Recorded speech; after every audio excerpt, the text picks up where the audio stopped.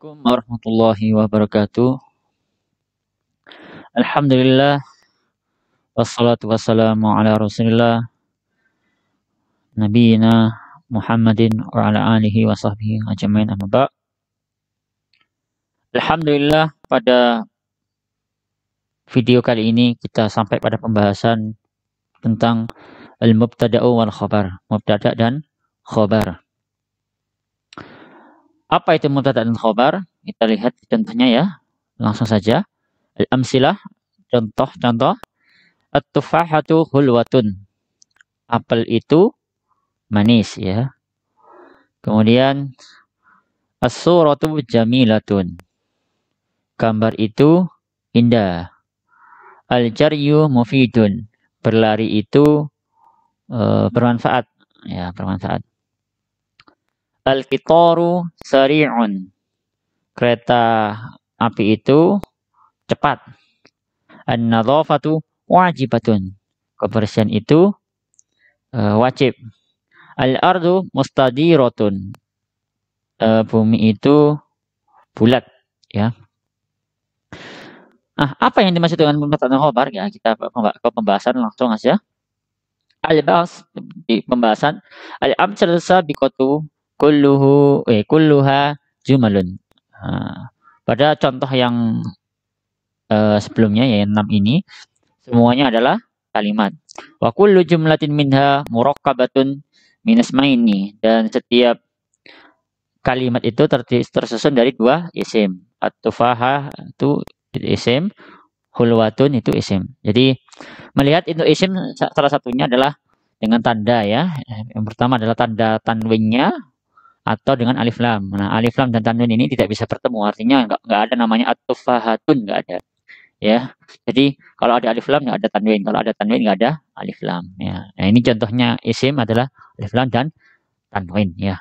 Kalau misalnya kita tidak tahu artinya misalnya ya, kalau ada begini berarti ini isim. Jadi tapi secara arti kan kita sudah paham ya, ini isim juga. Wal ismul awwalu fi kulli jumlatin huwa alladhi ibtada'na bihil jumlat. Dan isim yang awal itu di setiap kalimat itu ya, di kita gunakan ya, kita mulai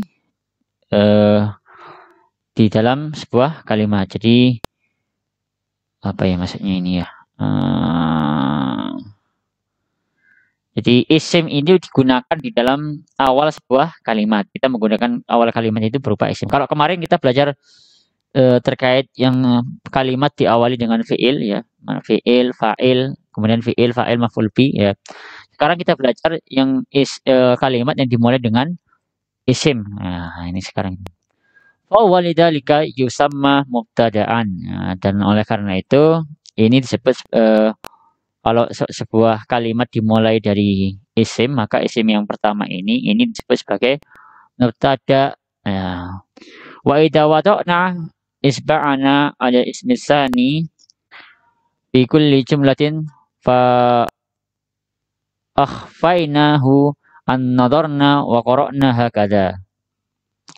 Apabila kita meletakkan jari atau tangan atau jari jemari kita ya, jari jemari maksudnya ya sama mungkin tangan kanan atau tangan kiri kita ya, mungkin ya lebih gampangannya begitu, kepada isim yang kedua di setiap kalimat, maka kita menutupinya dari sehingga kita tidak dapat dari melihat, kita melihat maksudnya kita tidak bisa melihat karena ditutupi itu, dan kita membaca seperti ini.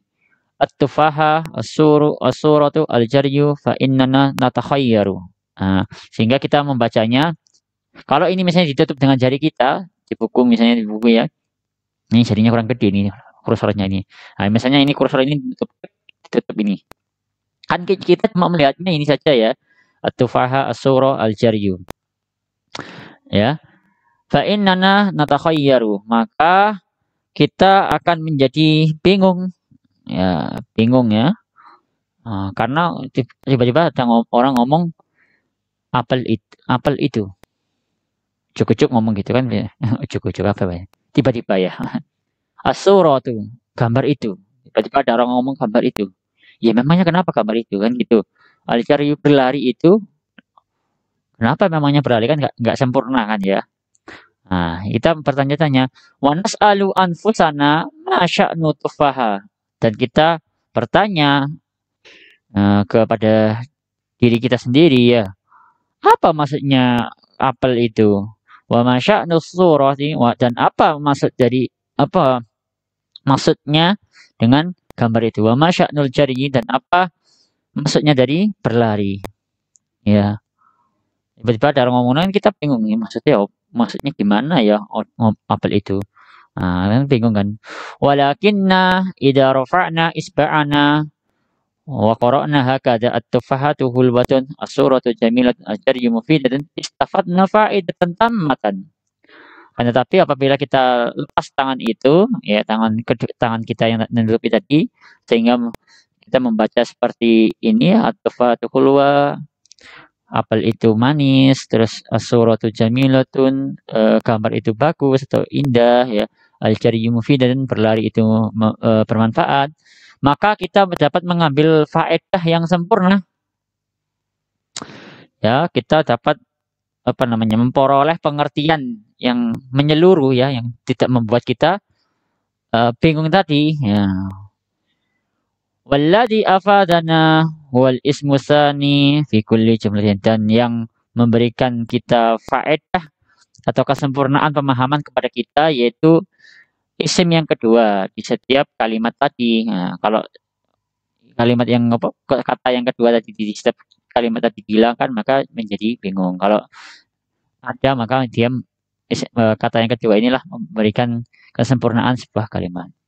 Walladzi akhbarona bihalawatin tufaha, yang mana memberikan kabar kepada kita bahwasanya dengan manisnya apel itu atau jamalis surah atau apa nih ya, ke bagusnya gambar itu wa ifadatul jari, dan manfaatnya berlari. Walidzalika yusammal ismu tsani khobar, dan oleh karena itu isim yang kedua ini disebut khobar karena memberikan kabar ya kepada kita tentang kesempurnaan isim yang pertama. Isim yang pertama itu kan belum lengkap kalau kita nah yang kedua ini memberikan kabar ke kita isim yang kedua ini memberikan kabar ke kita menyebabkan maknanya sempurna dan kita memahami. Makanya disebut khobar. Jadi gandengannya mubtada ada khobar. Ya. Nah, kalau anak muda sekarang apa? Kamu dan aku. Ya ini gandengan saja ya, ada subjek, ada predikat dan sebagainya. Begitulah sederhananya ya. Wa idza ta'ammalna akhira kulli ismin minal ismaini fi kulli jumlatin minal jumali sabiqati wajadnahu marfu'an. Dan apabila kita memperhatikan akhir setiap isim dari dua isim di setiap kalimat dari kalimat yang lalu, kita mendapatinya marfu atau dirofa'kan. Jadi semuanya itu rofa atau doma atau domatain. Nah, jadi harokat awal, harokat asli isim itu adalah marfu atau doma atau domatain. Suratu jamilatun al-jaryu mufidan. Jadi kalau nggak ada, misalnya tidak ada apa-apa, maka membacanya doma atau domatain kalau ada harokat akhir. Karena nanti harokat akhir ini nanti mempengaruhi, bisa berubah kasroh, bisa berubah fathah, ya tergantung kondisinya. Sementara kalau tidak ada hal-hal yang menyebabkan dia berubah, aslinya diharokati domah atau domatain yang disebut dengan posisinya marfu. Ya, gampangannya begitu, marfu ya domah atau domatain. Qaidah. Nah, di sini nanti juga ada sepertinya ada i'rab, latihan i'rab juga ya. Mudah-mudahan kita lihat nanti.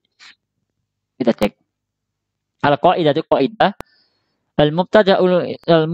Al-mubtada usmun marfu'un fi awalil jumlati. Mubtada adalah isim marfu, isim yang rofa, isim yang harokat dhamma atau dhammatan, setelahnya begitu ya.